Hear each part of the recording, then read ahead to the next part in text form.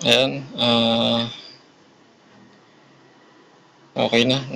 May balance na yung bendo natin na 200 pesos. Ito siya. Your wallet has been reloaded with 200 pesos. Okay na yan. Pwede na natin gamitin yung e-loading tsaka Gcash Maya Cash in natin. Check natin ngayon kung sa admin panel kung nandun na ba talaga yung load. Connect lang tayo sa wifi.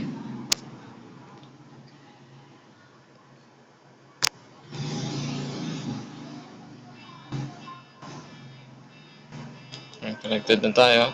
Punta tayong Google Chrome.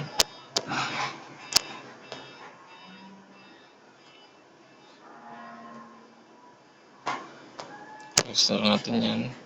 Type natin 10.0.0.1/admin. Username